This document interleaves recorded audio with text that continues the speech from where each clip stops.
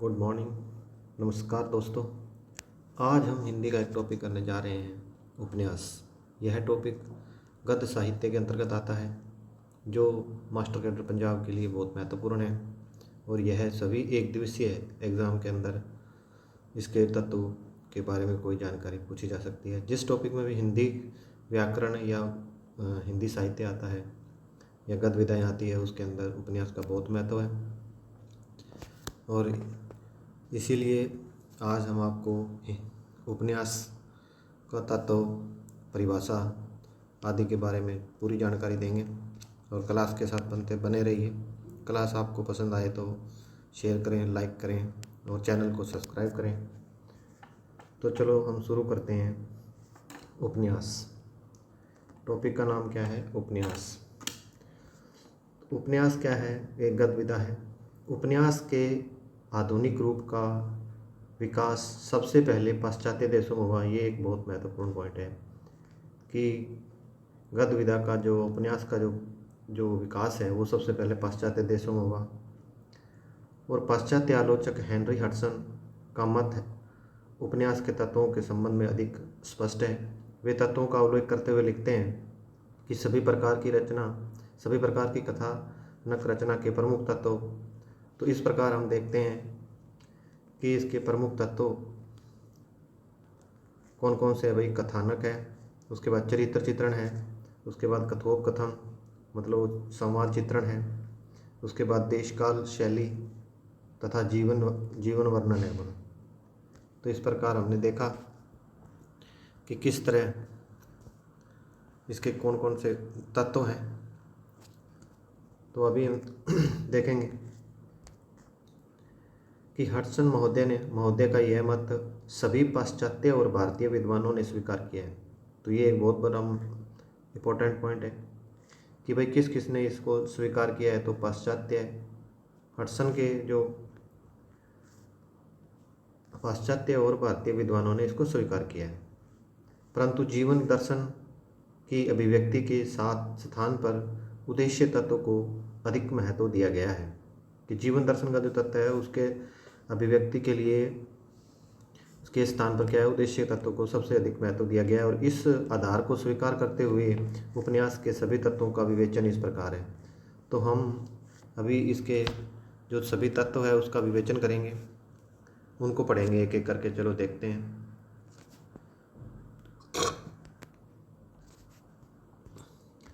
चलो ये देखते हैं हम।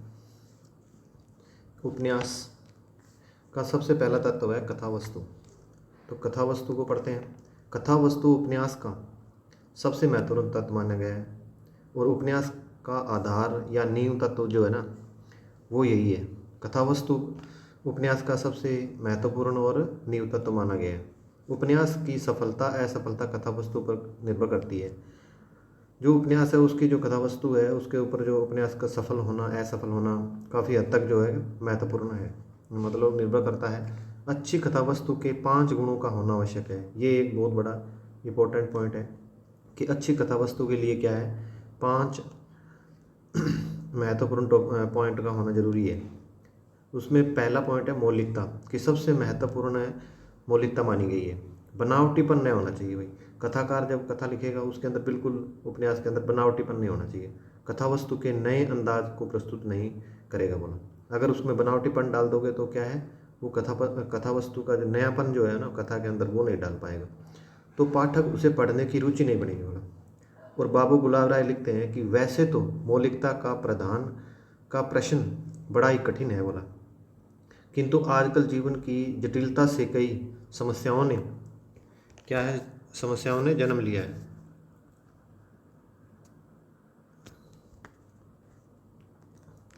आगे देखते हैं हम कि जीवन की जटिलता से कई समस्याओं ने जन्म लिया है, अंत मौलिकता के लिए गुंजाइश हो गई है। बोला तो इस प्रकार क्या है, मौलिकता जो है कथावस्तु का एक बहुत ही महत्वपूर्ण पॉइंट है। और मौलिकता मतलब कि एक वास्तविक सच्चाई टाइप में होना चाहिए। कथावस्तु में एकदम नेचुरल लगना चाहिए, कुछ प्राकृतिक लगना चाहिए, कुदरती लगना चाहिए, ताकि पाठक की रुचि क्या है बनी रहे। कथावस्तु का दूसरा पॉइंट क्या है भाई, रोचकता है। अभी रोचकता क्या है? रोचकता रोचकता के लिए क्या है? नवीनता और कौतूहल। कौतूहल होता है हंसी मजाक, मजाक मस्ती, हंसी मजाक, जो प्रासन जिसको हम बोलते हैं, आवश्यक है बोला। लेखक घटनाओं का गुंफन मतलब गुच्छा इस प्रकार से पेश करता है जो अभी तक प्रस्तुत नहीं की गई है। मतलब वह एक नए तरीके से लेखक उसको जो कहानी का गुच्छा होता है उसको एक अलग तरीके से वो पेश करता है, और उसको क्या करता है, उसको अचानक पेश करता है बोला। मतलब एकदम आपको सनसनी बनी रहेगी, भाई हाँ क्या होगा, ये होगा, वो होगा, इस प्रकार क्या है, एकदम अचानक कोई चीज़ को पेश करेगा, जिससे क्या है पाठकों को पढ़ने की रुचि बनी रहती है, और उसको पाठक कल्पना का भी सहारा लेना चाहिए बोला। मतलब इसमें ये बोलना चाहता है कि जो लेखक है उसको थोड़ा कल्पना का सहारा भी लेना चाहिए बोला। अगला पॉइंट आता है सुसंगठितता। तो सुसंगठितता, सुसंगठितता क्या है?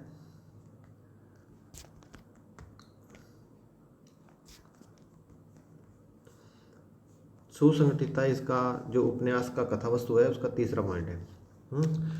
तो सुसंगठितता अभिप्राय क्या है? इसका मतलब ये है कि उपन्यास की घटनाएं कार्यक्रम, देखो कार्य कारण श्रृंखला के बद्ध तथा उसका उतना ही विस्तार हो जितना आवश्यक। इसमें कहना ये चाहता है कि भाई जो जो कार्य कारण जो श्रृंखलाएँ जो जो घटनाएं हैं उसको एक श्रेणीबद्ध तरीके से लिखना है। एक ज़्यादा विस्तार देने की आवश्यकता नहीं है, उसको संक्षेप में लिखना है, उतना ही विस्तार देना है। क्या बोल रहा है कि उतना ही विस्तार देना है, और न कम हो और न वो अधिक होना चाहिए। तो इस प्रकार हम देखते हैं कि उपन्यासकार को क्या है, कथा वस्तु का प्रस्तुतिकरण, प्रस्तुतिकरण क्या है, कलात्मक ढंग से करना है बोला। और अभी नेक्स्ट पॉइंट है कि कौशल। कौशल क्या है? उपन्यासकार का जो कथा वस्तु का प्रस्तुतिकरण कलात्मक ढंग से करना चाहिए बोला। मतलब एक जो उपन्यास का जो तत्व कौशल है, कौशल मतलब एक कला है, ये जो लेखक के अंदर होनी चाहिए, और बहुत ही एक अच्छे तरीके से मतलब कलात्मक ढंग से उसको पेश करना है किसी कथा को। और इसी कारण क्या है, कौशल को कथावस्तु का गुण माना गया है। जो कौशल है वो कथावस्तु का एक महत्वपूर्ण गुण है, और इसके कारण क्या है, इसके अभाव के कारण क्या है, केशव की रामचंद्रिका जो है ना को पढ़ना तक नहीं चाहता है कोई आदमी, जबकि तुलसीकृत मानस क्या है, घर घर पढ़ी जा रही है। तो दोनों में कुछ ना कुछ तो फर्क है। कौशल मतलब उनका पेश करने का तरीका अलग है। जो जो तुलसीदास की रामचरितमानस है जिसके अंदर भगवान राम को क्या एक आदर्श पुरुष के रूप में दिखाया गया है, एक पारिवारिक रूप में दिखाया गया है, एक सहनशील, एक बहादुर, एक अच्छे इंसान के रूप में दिखाया गया है। जबकि जो केशव की रामचंद्रिका है उसके अंदर क्या है, जो राम को है जंगल के अंदर क्या दिखाया गया है कि उल्लू की तरह देख रहे हैं, अकेले हैं। इस प्रकार हमने देखा क्या दोनों ग्रंथों में क्या है कि राम कथा कही गई है, पर तुलसीदास की जो है मानस को हर घर में आज पढ़ा जा रहा है। और कोई इस प्रकार नेक्स्ट पॉइंट है संभवता। संभवता क्या है? एक बहुत ही महत्वपूर्ण पॉइंट है कथा वस्तु का। ऊपर दिए गए चारों गुणों का कोई महत्व नहीं रहता है यदि उपन्यास की कथा वस्तु में संभवता का गुण न हो। आजकल का बुद्धिमानी युग है और बच्चे तक बोल पड़ते हैं कि यह असंभव है, कि शायद इसी कारण संस्कृत साहित्य के असंभव के कथन का निषेध किया गया है। तो इस प्रकार हमने देखा कि किस तरह संभवता जो है ना, संभवता बहुत ही महत्वपूर्ण पॉइंट है, और ऊपर दिए गए गुणों का क्या है कि महत्व नहीं रखता है यदि उपन्यास की कथा वस्तु में संभवता का गुण न पाया जाए। आजकल का बुद्धिवादी युग है और बच्चे तक बोल पड़ते हैं कि यह असंभव है, कि शायद इसी कारण संस्कृत साहित्य के असंभव से कथन का निषेध किया गया है।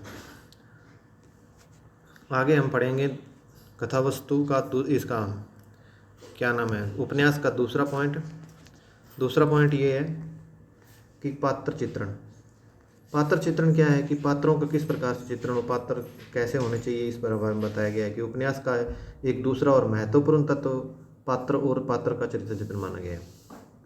तो अभी हम देखते हैं कि उपन्यास के पात्रों में क्रियाकलाप, मतलब उसकी जो क्रियाकलाप होते हैं से ही कथा वस्तु का क्या निर्माण होता है।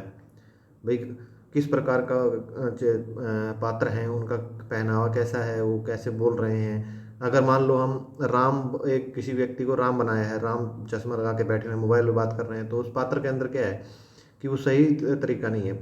अगर राम लग ही नहीं रहे, तो इसीलिए क्या है कि राम का जो आदर्श पुरुष है, ऐसे गुण उसके अंदर दिखने चाहिए, ताकि अगर कोई व्यक्ति है तो उसको लगना चाहिए दूसरों देखने वाले को कि नहीं, हाँ सही है। अंत पात्र जितने ही आकर्षक एवं यथार्थ होंगे, मतलब यथार्थ क्या है, जैसे ही नेचुरल हो, प्राकृतिक होंगे, जो चारों तरफ जो मौसम है, जहाँ चारों तरफ का जो माहौल है उस तरह के होंगे, तो कथा वस्तु उतनी ही प्रभावशाली बन पड़ेगी। आगे कहते हैं कि इस प्रकार इस पात्र जो है वो दो प्रकार के होते हैं। तो दो प्रकार के, एक तो वर्गगत होते हैं और दूसरे व्यक्तिगत होते हैं, जिनका अपना स्वतंत्र व्यक्तित्व होता है। और वर्गगत में पात्र अपने क्या है, वर्ग का प्रतिनिधित्व करते हैं। कुछ विद्वान पात्रों के मुख्य पात्र एवं गौण पात्र दो श्रेणियों में बांट देते हैं। भाई कुछ राइटर क्या बोलते हैं कि पात्र दो प्रकार के हैं होते हैं, तो वो इनको क्या है, पात्रों को गौण और मुख्य रूप दो पात्रों में बांट देते हैं। तो ये तो हमने देखा ही है। जैसे कपिल शर्मा शो एक उदाहरण से देखते हैं कि कपिल शर्मा शो हम देखते हैं तो उसके अंदर क्या है, कपिल एक क्या है, एक मुख्य पात्र है, जो क्या है, कपिल शर्मा शो उसी के ऊपर चलता है। वो शुरू में आता है और आखिर तक पूरे मतलब कार्यक्रम को बनाए रखता है।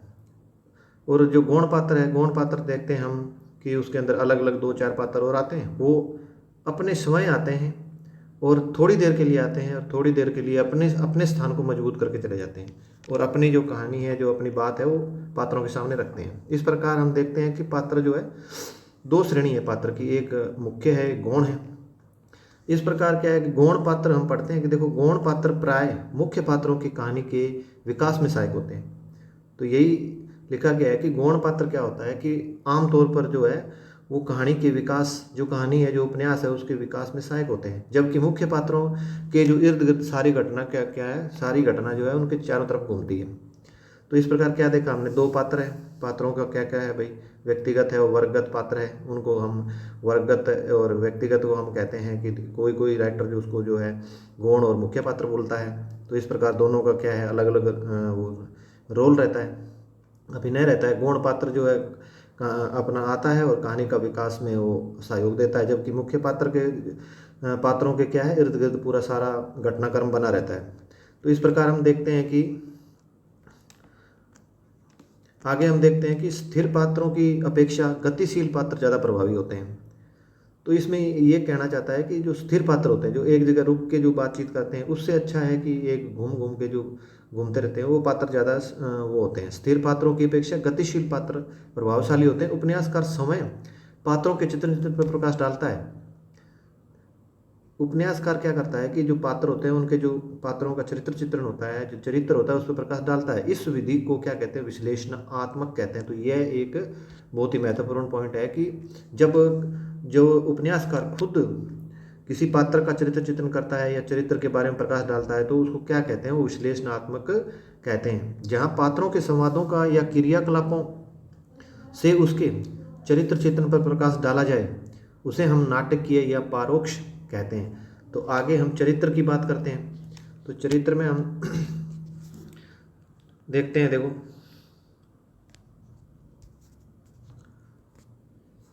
देखो चरित्र में क्या है कि और चरित्र और उद्देश्य तीनों तत्वों के साथ सफल उपन्यासकार वही है जो अपने क्या है, पात्रों को क्या करता है, पात्रों को देश काल की सीमा के अंदर रहते हुए उन्हें सर्वकालिक और सार्वजनिक बना देता है।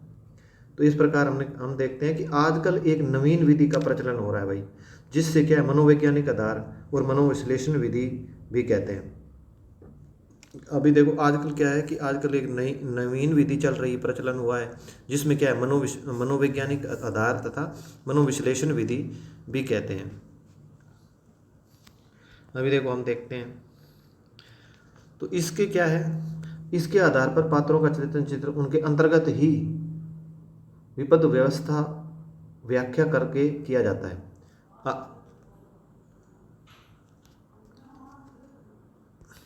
आगे हम देखते हैं कि तीसरा मुख्य पॉइंट क्या है, संवाद या कथोपकथन। जो पात्रों का जो संवाद है, जो एक दूसरे से बातचीत है, वो किस प्रकार का होना चाहिए एक उपन्यास के अंदर, उसके बारे में पढ़ेंगे। देखो संवादों का संबंध जो है कथा वस्तु या पात्र दोनों से ही होता है वो। देखो संवाद जितना सही होगा, छोटा होगा, संक्षेप होगा, उतना ही क्या है कि सही ढंग से होगा, तो उतनी कथा वस्तु अच्छी बनेगी और पात्रों का जो चरित्र चित्रण है वो बिल्कुल सही होगा। संवाद जो है आमतौर पर क्या है, उद्घाटन उद्घाटन और कथाक्रम के विकास के साथ सहायक होता है बोला। अगर पात्रों का चित्र पात्र अगर सही है तो घटना क्या है उनके हिसाब से चलती है, और कथाक्रम का क्या है, विकास करती है। जो संवाद कथावस्तु में सहायक नहीं होते, क्या लिखते हैं कि जो संवाद कथावस्तु में सहायक नहीं होते अथवा पात्रों के चित्रण पर प्रकाश नहीं डालते, वे चाहे कितने भी संजीव हों उपयुक्त नहीं माने जाते वह। ठीक है, अभी हम यही देखा है कि किस प्रकार संवाद का महत्व क्या है बोला।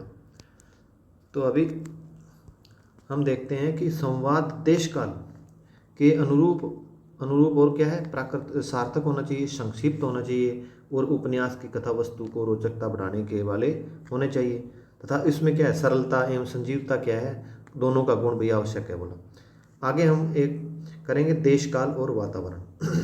ये एक उपन्यास का बहुत महत्वपूर्ण पॉइंट है जिसको हम पढ़ने जा रहे हैं।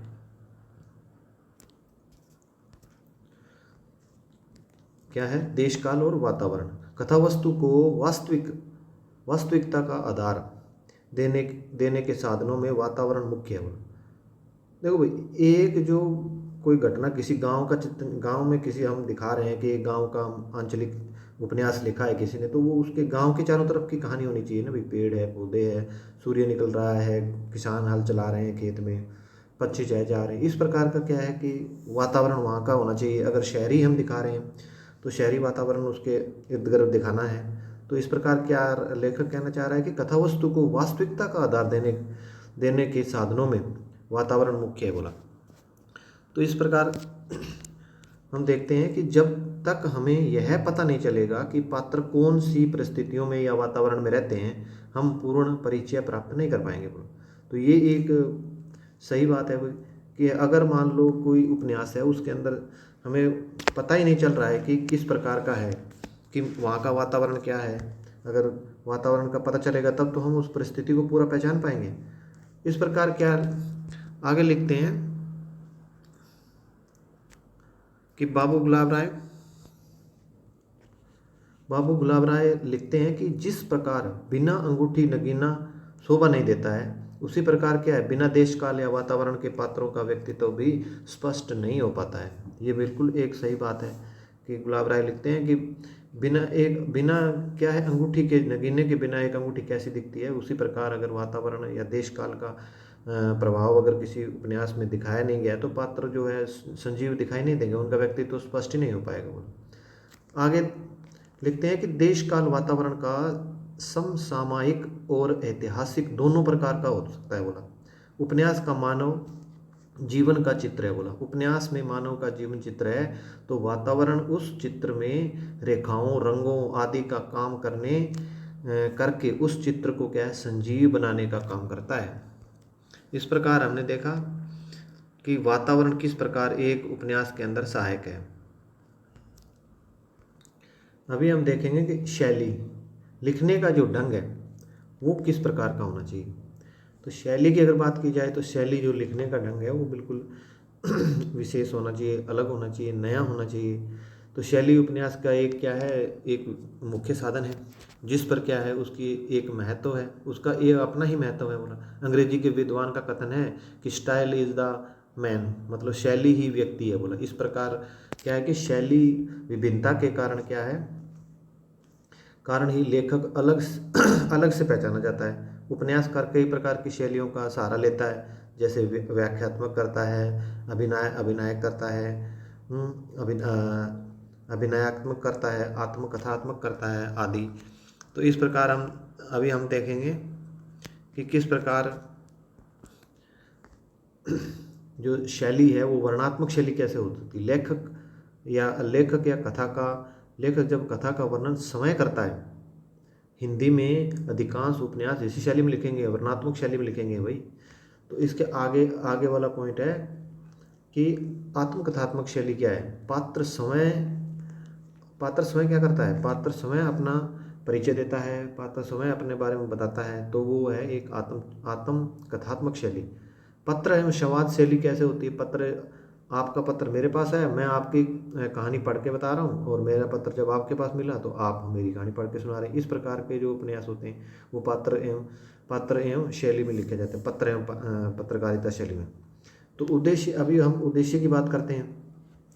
तो उपन्यास का उद्देश्य मानव चित्रण पर प्रकाश डालना है बोला, और यह सर्वमान्य है कि उपन्यास सम्राट प्रेमचंद उपन्यास के विषय में कहते हैं कि मानव चरित्र पर प्रकाश डालना और उसके रहस्यों को खोलना ही उपन्यासकार का मुख्य उद्देश्य है। तो प्रेमचंद जी क्या कहते हैं कि मानव चरित्र पर प्रकाश डालना और उसके रहस्यों को खोलना ही उपन्यास का एक मुख्य उद्देश्य होना चाहिए। तो ये मुंशी प्रेमचंद कहते हैं। तो उपन्यास के सम्राट भी जाने जाते हैं, उसके बाद कहानी सम्राट भी उपन्यास इनको कहा जाता है। तो इस प्रकार हमने देखा कि जन जीवन और मानव जीवन के चरित्र में विश्लेषण के साथ साथ किसी भाषा, विचार, सिद्धांत, जीवन के प्रश्नों के उत्तर की अभिव्यक्ति ही उपन्यास का उद्देश्य होती है। तो वास्तव में ये तत्व एक दूसरे से क्या होते हैं, मिले जुले होते हैं, कनेक्शन होता है, मिले जुले होते हैं, और इन्हें क्या है, अलग अलग सत्ता उतना ही कठिन है कि जितना किसी फूल से उसका क्या है, रंग अलग कर देना बोला। प्रेमचंद कथा वस्तु की बजाय चरित्र चित्रण पर अधिक बल देते हैं। अभी हम उपन्यासों की कुछ कैटेगरी देखेंगे, उनका वर्गीकरण देखते हैं कि कौन कौन से उपन्यास होते हैं।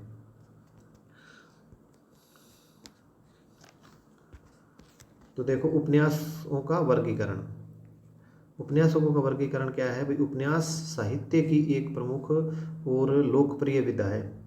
उपन्यास का वर्गीकरण 3 प्रकार से वर्गीकरण किया जा सकता है। उपन्यास का वर्गीकरण क्या है, वो 3 प्रकार के किया जा सकता है। कथा शैली की दृष्टि से, जो उपन्यास क्या है, मैं शैली में लिखे जाते हैं, लेखक लिखता है और अपने आप को स्वयं मतलब प्रथम पुरुष, उत्तम पुरुष के रूप में उसको वर्णन करता है, तो कथा शैली की दृष्टि से लिखा जाता है। आगे लिखता है कि कथानक की दृष्टि से। कथानक दृष्टि क्या होती है, घटना प्रधान लिखे जाते हैं या चरित्र प्रधान लिखे जाते हैं। वो क्या, चरित्र प्रधान हमारे जो भारत में मतलब हिंदी उपन्यास जो है वो चरित्र प्रधान है। तो इस विषय दृष्टि के प्रधान होते हैं, कुछ विषय की दृष्टि से भी होते हैं। तो ये विषय की शोभा, विषय की कोई शोभा नहीं है बोला। तो इस प्रकार होते हैं। तो इस प्रकार हमने देखा कि किस प्रकार उपन्यास जो है वर्गीकरण किस प्रकार होता है। तो आगे हम देखते हैं कि उपन्यास का आरंभ भारतेंदु युग से माना जाता है। ये क्या है भाई, बहुत ही महत्वपूर्ण पॉइंट है, इनको सभी ने ध्यान से देखना है कि उपन्यास का क्या है, उपन्यास का जो आरंभ है वो भारतेंदु युग से माना जाता है भारतीय साहित्य में। और तिलस्मी और एयासी उपन्यासों के रचनाकारों के देवकी नंदन खत्री का नाम उल्लेख है, तो ये इंपॉर्टेंट है। उसके बाद सामाजिक उपन्यास जो है, सामाजिक उपन्यास क्या है, सामाजिक उपन्यासों की रचना का श्री गणेश भारतेंदु युग से माना जाता है। और भारतेंदु युग कब से है, 1850 से मानते हैं, कुछ साहित्यकार 1857 से मानते हैं, 1900 तक। तो इस युग में क्या है, उपन्यासों की रचना शुरू हुई है। और प्रारंभिक सामाजिक उपन्यासों में गौरी दत्त का देवरानी जेठानी है, प्रताप नारायण मिश्र का राधा रानी है, राधा चरण गोस्वामी का है विधवा विपत्ति है, राधा कृष्णदास का है निसहाय हिंदू है। तो इस प्रकार हम देख पा रहे हैं कि कितने जो सामाजिक उपन्यास है वो किस तरह से है। आगे हम देखेंगे सामाजिक उपन्यास लिखने का सर्वाधिक जो श्रेय है ना, वो मुंशी प्रेमचंद जी को जाता है। और उनके देखो सेवा सदन है, वरदान है, प्रेमाश्रय है, उसके बाद रंगभूमि है, निर्मला है, गबन है, गोदान है, कर्म भूमि आदि उपन्यास सामाजिक कोटि के माने जाते हैं। अभी हम राजनीतिक उपन्यासों की बात करते हैं। तो राजनीतिक उपन्यास जो है, राजनीतिक प्रवृत्ति का उदय और जैनेन्द्र जी को माना जाता है, उनके उपन्यासों में माना जाता है। ऐतिहासिक उपन्यासों की बात करते हैं हम, तो ऐतिहासिक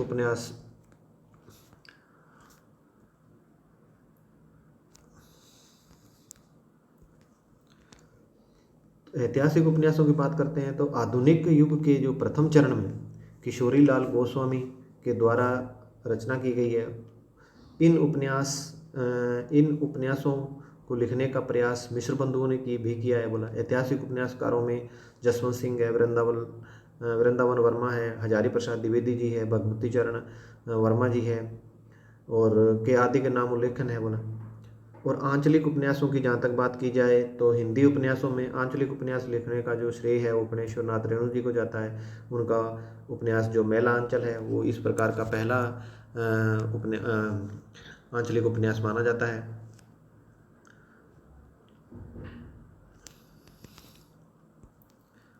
इस प्रकार हम देखते हैं कि उद्देश्य की दृष्टि से प्रेमचंद की जो क्रम भूमि है, रंग भूमि है, उपन्यास है, को भी हम इसी कोटि में रख सकते हैं। हास्य व्यंग जो हास्य प्रधान जो उपन्यास है वो हल्के फुल्के व्यंग और कटाक्ष भी उनमें होता है। जागरण सुधार उपन्यास जो सामाजिक तथा राष्ट्रीय जागृति से क्या है संबंधित होते हैं और इनका उद्देश्य नवीन चेतना का उद्भव एवं विकास करना होता है। तो इस प्रकार हमने आज उपन्यास के तत्वों, उपन्यास के बारे में पढ़ा कि कथानक कैसा होना चाहिए, कथोपकथन वातावरण कैसा होना चाहिए, पात्र चित्रण कैसा होना चाहिए, संवाद कैसा होना चाहिए, उनका उद्देश्य कैसी होनी चाहिए, शैली कैसी होनी चाहिए उसकी। तो इस प्रकार हमने आज पढ़ा और मैं उम्मीद करता हूँ कि सभी ने बहुत ध्यान से पढ़ा। अगर कोई किसी को नया पॉइंट मिलता है तो अपने नोट्स के अंदर इसको अलग से लिख लें। और हम इसी के साथ क्लास को ऑफ करने की अनुमति चाहते हैं। नमस्कार।